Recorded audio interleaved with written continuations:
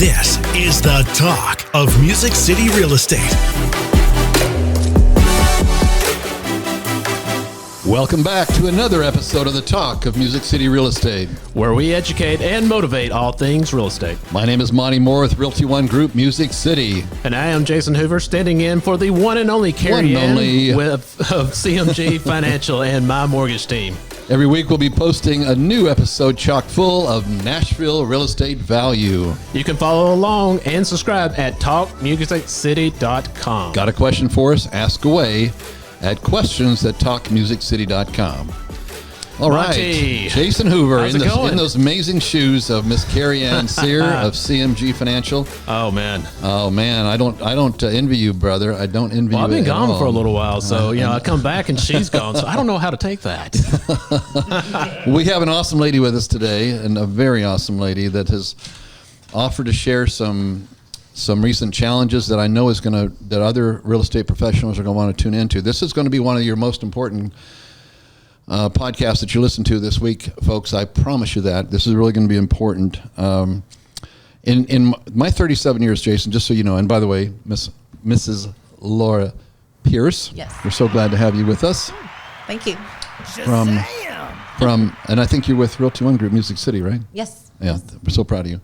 But anyways, in my 37 years in doing this real estate thing, I don't know that I've ever, in my entire career, ever recommended someone consider suing someone, in our position, okay? Because, for all the reasons. None of us like to get caught up in negative energy. Right. And, we work off sometimes a trust relationship that's, we probably shouldn't. But before we get into that, we're going to talk about our sponsor. But, yes, I'm so grateful for you, Laura, to be here to share this with us so that those who are listening don't have to experience this kind of pain and suffering. Yeah. You know what I'm saying? All right. So the Talk of Music City is available at popular... Oh, no, that's the wrong one.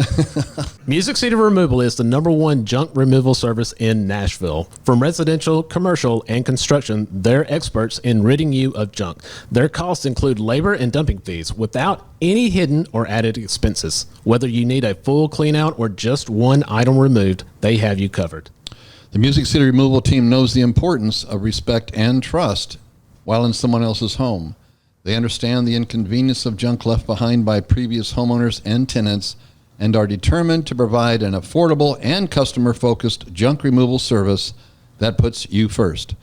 For a free on-site estimate, just go to musiccityremoval.com. That's musiccityremoval.com.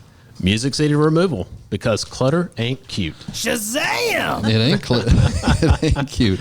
And neither is the topic of what we're going to be sharing today. It's not cute, is it? Not at all. Laura, it's painful. And again, I want to reiterate that I'm so grateful.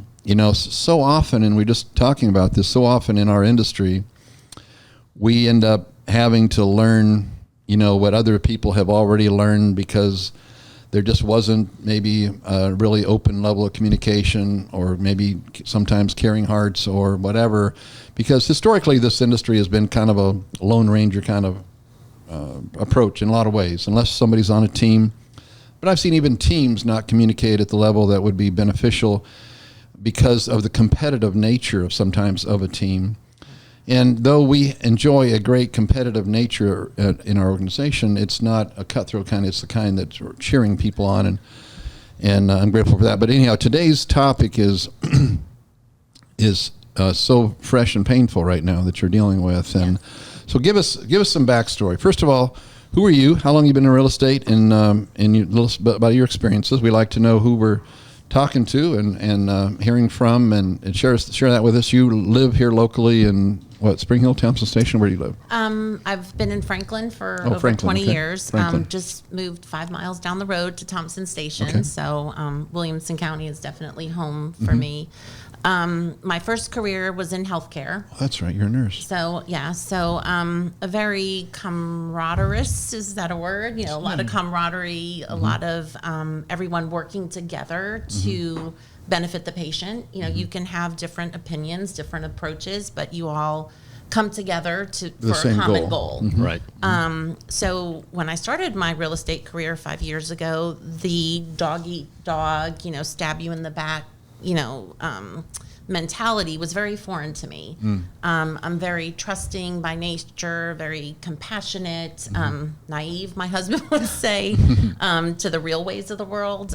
He's always been corporate. I could never last in a corporate world. So I've learned some things along the way, I think the hard way. The situation that I'll share is one of them. So, and whenever I go through something, whether it's good or bad, I've learned to take a step back and really think about what I went through or what I was blessed with, and who I can share that with. So with a blessing, I want to share that blessing. I want to incorporate others in that.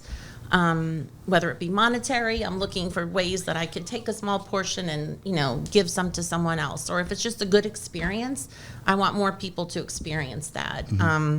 With a bad situation, I want to either find someone that I can commiserate with, or, because sometimes it's just knowing that someone else is going through something makes that other person feel better. Or I want to be able to take my experience, share what I went through, so no one else has to go through it.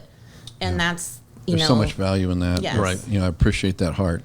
Yeah. Again, because you're having to relive some of this pain, that is so fresh, and the expense of this pain and the investment of trying to make this pain, go away or be rectified. And so I know you're having to relive this, but again, I just thank you so much, because I really believe there's going to be somebody watching this, listening to it, that that will make some modifications that are going to help prevent that from happening to them. Yeah. Okay. Well, like I said, coming from a different world, a different profession, some of the things that I've learned is that not everyone thinks like I do. Not everyone has the morals that I do. Not everyone has the integrity that I do. That was hard for me to realize.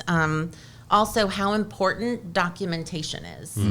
Not just having it written down, but just the fact that the forms that we fill out, they are legal binding contracts. And I think a lot of times we fly around these papers, we tell people just tap the button and sign it, without really explaining the document to them, and without understanding how much weight and clout it carries.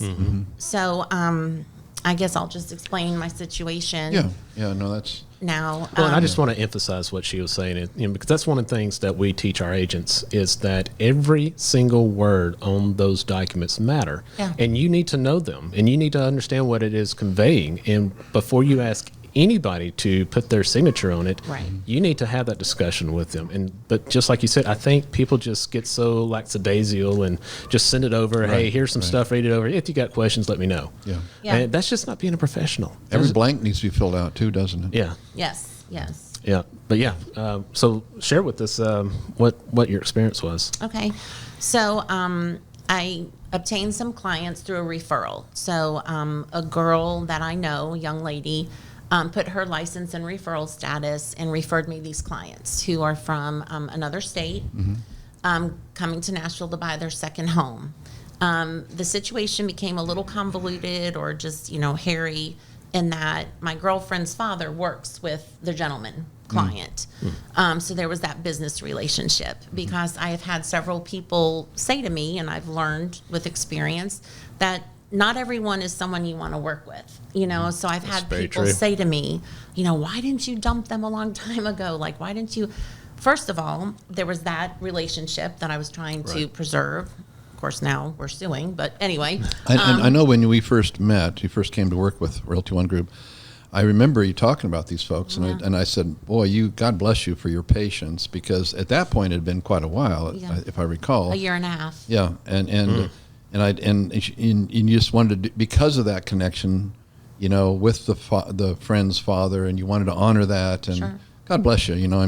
You must have been a nurse in another life. Yeah. Well, and my young friend, she just got married. She could use the referral, money. It was just a lot. Admittedly, I'm very competitive. And tenacious, and by golly, they were going to close a house with me. I was just that determined. And sometimes, we want to glow in our tenaciousness, or our never die attitude, and so forth. And sometimes it's time to maybe reconsider Yes. that, because I know what's happened over the years sometime, and I'm sorry for interrupting you, but I want to make sure that we're, everybody's identifying with this. We get so invested in somebody, and we look at, I got all this time invested, I can't walk away now, Right. even though I'm not getting a good vibe from where we're heading here or whatever. I've got I'm gonna ride this through, because I'm not going to walk away from this level of investment of time and so forth. Anyway, so let's continue the story. Yeah, and in hindsight, I should have walked away. I mean, for sure. These people we did not think alike. They did not appreciate me. It was, my mother was like, "You're being abused." I mean, it was a bad relationship. But so for a year and a half, they would come down from their state, and I would try to, we'd spend weekends, 8 hours a day, looking for homes. So in the course of that time, I wrote 13 offers for them. They were actually under contract 6 times. Every single one they backed out of, 3 of which were exactly 1 week before closing. Holy cow. They managed to get their earnest money back on all of those transactions. They had their bank write that they were no longer able to fund. So one thing I learned in that regard, because I was doing my job in contacting the lender, and the lender was saying, "Oh, everything's great, we're moving forward." My mistake there was I did not document it. I'm not a computer person. I'm old. I'm antiquated. I like to talk to people. So those were all phone conversations that I had with the lender. Didn't follow it up with "Thank you so much for our conversation this afternoon. I'm glad things are moving forward." I didn't have any paper trail for that. So lesson number 1 is when working with a lender, I think on either side, is to follow it up with an email. That's something I learned. But regardless, after 6 contracts, they backed out of all of them. Wow. And a month later, I found out they were... Now, what happened before that? Yeah. What did they say? How did they? Where was the relationship, as far as you knew? What do you mean? Well, before the next step happened. Oh, well, we're under a buyer's rep agreement. Right, that part. But yes, but my understanding is they said, we're heading back to north, and then yeah. So I did do a good job of the documentation I had. I kept. I don't delete a text until we're closed, and it's a month later. So I had a text trail. I had all of the emails that I had sent to them. I had all of the emails that I had sent to the listing agents of all 13 offers I put in, 6 under contract. So I have all of that documentation. So I did receive a text message on May 3rd from the woman, saying that, "Hey, this market's crazy right now. We're going to be heading back to our state for the summer. I'll keep you posted." The last words to me. Come to find out, the very next day, they were under contract on a $2.3 million house with another agent. So once I picked myself up off the floor, and I checked with my friend's father to be, explain the situation. I was like, "Hey, this is what's gone on." And he was privy. He was aware of everything over the year and a half. I basically asked his permission, and I want to. My gut, punch reaction was, I'm suing these people. But I wanted to think about it, pray about it, and I wanted his blessing, I guess. He told me to go for it. Yeah, really? So how did you find out the next day? So I had a conversation with my girlfriend, and like I said, her father and the client worked together. So she said, "Yeah, my dad mentioned to him, brought it up and said, 'Hey, how's the house hunting in Nashville going?'" And he got very quiet. It was an awkward pause, and he changed the subject very quickly. So I was actually drinking my coffee already on my computer when my girlfriend was telling me this. So I went over to the tax records and saw that, they had purchased that house at that point. So literally I shot back, my chair hit the floor. I was in disbelief. So, but anyway, so yeah, I thought about it and prayed about it, and realized that the right thing to do was to hold them accountable to the buyer's rep agreement.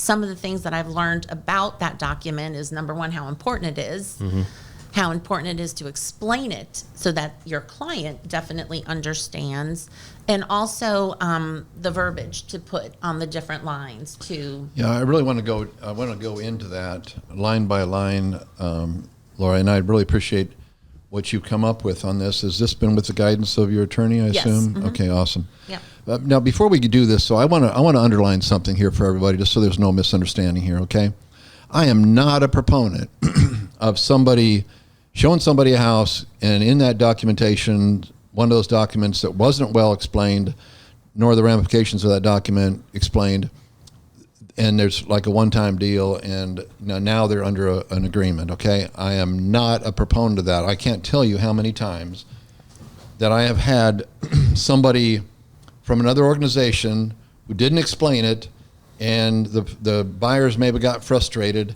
and stumbled on one of our agents, and our agent got them to the finish line, and now all of a sudden that agent who had written one contract a year ago but had them sign an indefinite ending on just a really, and so technically they were supposed to be underneath or in that agent's somewhat control regarding their commitment to signing a buyer's agent agreement, but there was no explanation made. There was no service rendered to speak of. There was just kind of maybe a one-time shot, and that was it. I mean, as an example, there's a large tech company in town here that for a while, when the market was so ridiculous, one of our clients wanted to look at the house, called the company, and they said, well, you'll have to write an offer before we'll show you the house. You remember that, Jason? Wow. Well, I mean, now why would they do that except one reason would be now they've got a buyer's rep agreement signed, and now they've got a buyer locked in theoretically because, there's a lot of. You got to pass the bill before we can see what's in it. Yeah, right.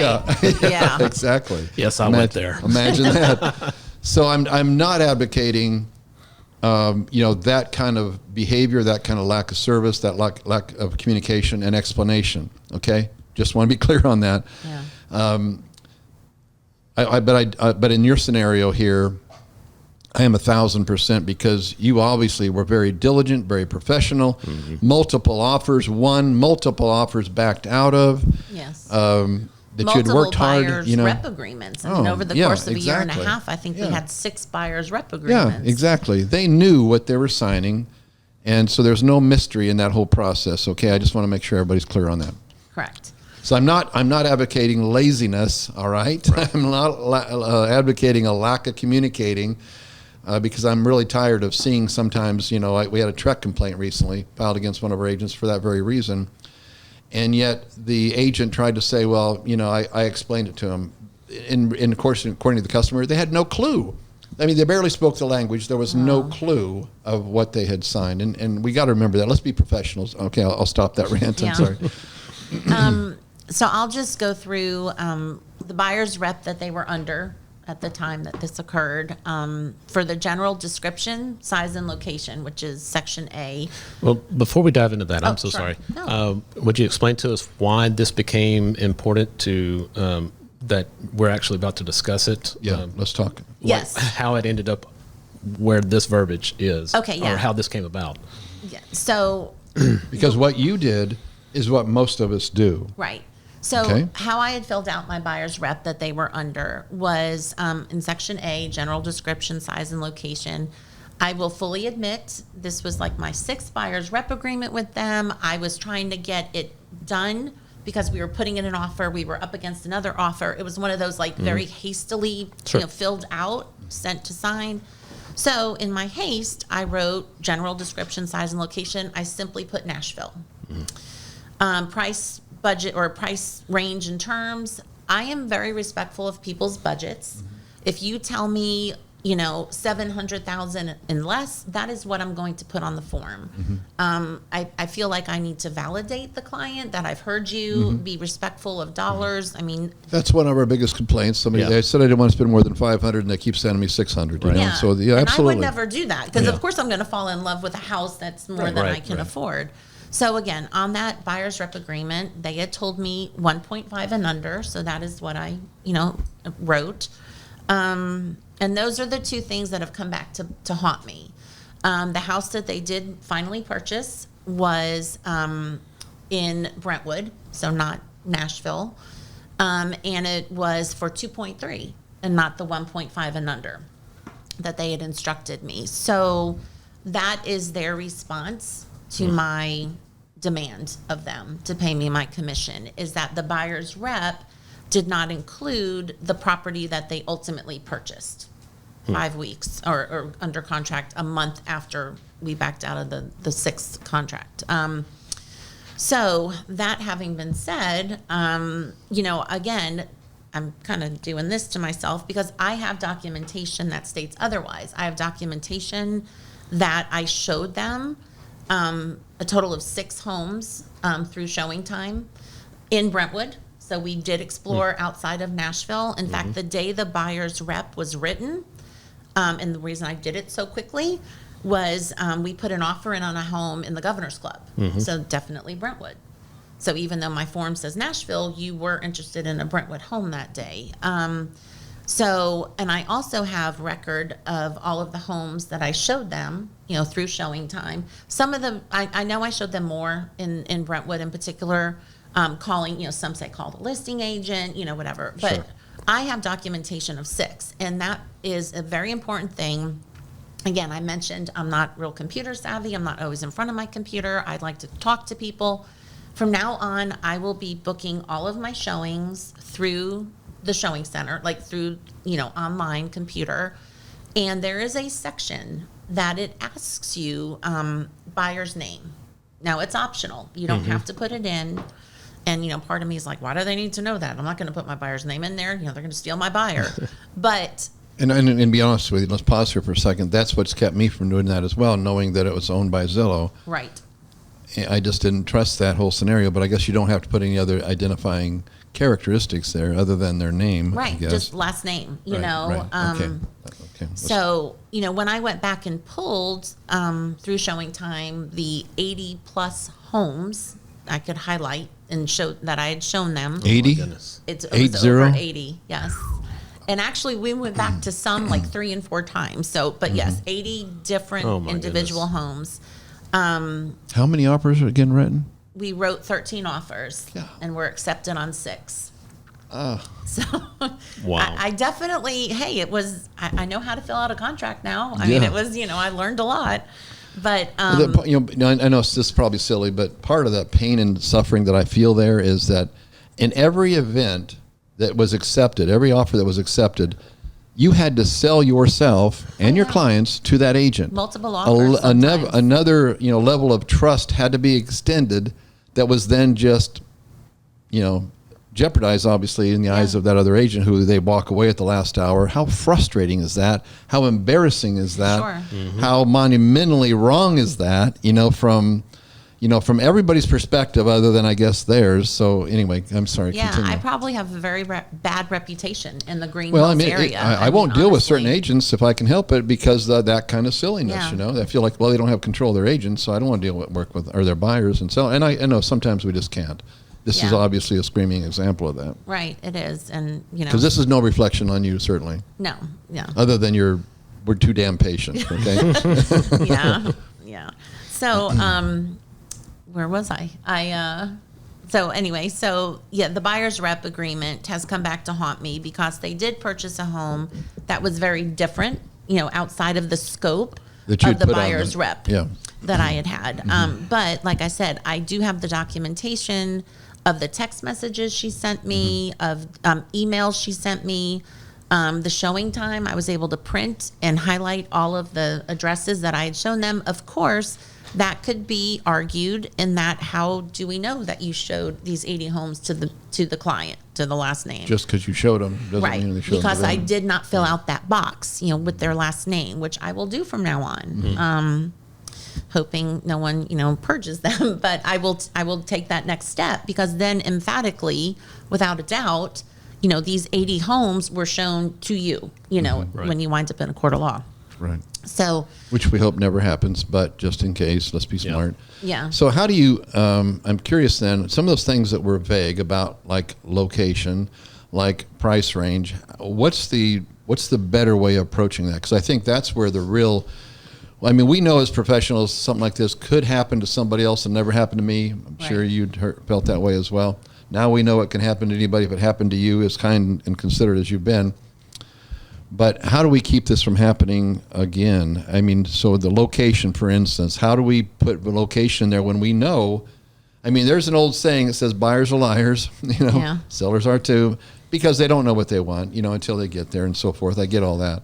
But what do you do now to protect yourself from getting too pushed into a corner as far as location on that agreement? Yeah, I think it would be termed vaguely specific, I guess. Vaguely specific. Is like how it. it's kind of what the new catchphrase. So like under the general description, size and location, you want to encompass any and all properties. So one thing that, I'm going to be writing from here forward is to say any property within the state of Tennessee that the client instructs the agent to pursue. Wow. And then, I think most... Can you say that one more time? I'm sorry. Sure.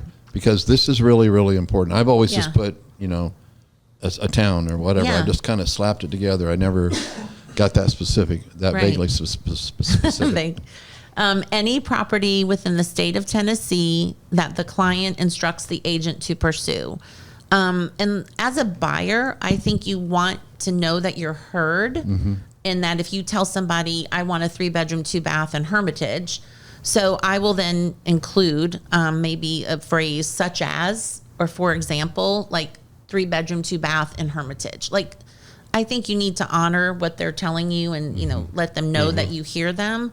So that very vague, general description that I said, and so then such as, say such that, as, and then say yes. such as, so that you're hearing them, but you're also covering Yes. yourself. Got it. Okay. So same concept for price range and terms. From now on, mine will say budget and terms subject to change at the buyer's and lender's instruction. Wow. So, not only can the buyer tell you that their budget has changed, but you can also hear that information from the lender. Right. Who is probably a little more accurate in that situation. So that's what my price range. Can you say that one more time too, sure. please? Budget, these two first lines are really, really critical, I think. Yeah. Budget and terms subject to change at the buyer's and lender's instruction or discretion, whichever word you prefer. Okay. So sources to be searched. We have a variety of avenues to find somebody a house. So in order to try to encompass all of them, first of course our MLS, interoffice relationships, real estate forums, for sale by owners, and real estate publications and websites. I think that kind of covers everything. Covers all of the areas. Other terms and condition, my lawyer did say that, if there is a blank, something needs to be in it or on it. So other terms and conditions, most often we'll write none at this time. So, and I, instead of just saying none or none at this time, meaning that the time you're signing the document, there's nothing that you know of. So, so property is exempt, again, none at this time. Although if your client does instruct you like, hey, I really hate those tall, skinny houses, those HPRs, again, say none at this time, but I would also state, client stated they do not desire HPRs, but subject to change at buyer's discretion. Wow. Again, because if they tell you if HPRs are exempt on this form, and then they go out and behind your back go buy an HPR, they'll say that they don't owe you anything. Because you excluded them. Right, because you specifically excluded that. So that's just, some ways to be vaguely specific in filling out the form. Yeah. Vaguely specific. It's things like this is the reason we now have many pages of a purchase True. and sell agreement. Yeah. Monty remembers chiseling it on a piece of rock. we just Wow. we just put it on Carried around tablets. side the cave. It's like, okay, this is yours. No, but seriously, I'll never forget that back then there was one page on both sides and it covered everything, whether it was VA, FHA, whatever, just one page. And now we think, but it's because of accumulation of lawsuits. We're at a closing just Monday, and the client asked, because it was something that none of us had heard of it. And she said, was it because of a lawsuit? Yeah, I'm assuming it probably was. There was another lawsuit is why that's now a new document. But unfortunately, that's the world we live in. But Laura, is there any other nuggets from this experience that you can share with the viewers and listeners that could be helpful? I mean, I'm so grateful that you've gone through this painful experience again. I'd still be limping. I'm afraid if somebody played that game, because to me the money is really important, but that gratitude thing is part of what I live for as well. Yeah, sure. Right. To know you're giving your heart out like that for somebody, and it's been compromised multiple times is so stinking painful. Yeah. And then that dog terminus that that's part of you to make sure that you get to the finish line for all the reasons that you shared. To have that come back, and I can't imagine the shock and disappointment and hurt that you must have felt when you saw that tax record showing that they had bought a home, regardless of price point. Yeah, it rubs it in to think it's almost even $1 million more than what they were looking at, But just the fact that they had literally, turned their backs on all the effort that you, in good faith, that you had put in there. I think that's, part of the worst part of it. That's why I was sharing yesterday on a huddle call about, the importance of MQCA, motivated, qualified, coachable, and appreciative. And of course, they were missing a couple of those ingredients. Yeah. They weren't coachable. Yeah. Sure as hell not appreciative. No. And, I'm not sure about the qualification. Their intent was, anyway. So, and not that, again, that we can control that. I just think it's a good benchmark to always be viewing folks from, as far as are they motivated? Do they really want to seriously buy something or sell something? Otherwise, it's like trying to push a string uphill. Are they qualified to get to the finish line? If they're not qualified, then it doesn't matter how motivated they are. And if they're not coachable, it's like the 3-year-old driving the school bus. We all know that's chaotic and will never get to the finish line on time. And then, of course, the appreciation part. That, to me, I know, again, it's kind of crazy, but that's one of the most important parts to me, and I just hate that for you. I hate it for them, because they can't feel good about themselves. I don't care how cold-hearted they are. They got to feel really bad because they know in their hearts what you had given to them. Yeah. It's not a mystery that you spent untold hours and effort and reputation and everything, and then to treat you like that. It's heartbreaking. Yeah. No, they were NONE, none of the above. None of the above, yeah. But no, I think the things that I've learned is definitely, like I said, how important the documentation is. That it is a very legal, binding document to take seriously, all of them, but especially the buyer's rep. I think we fill that out very flippantly. We don't understand its worth and merit.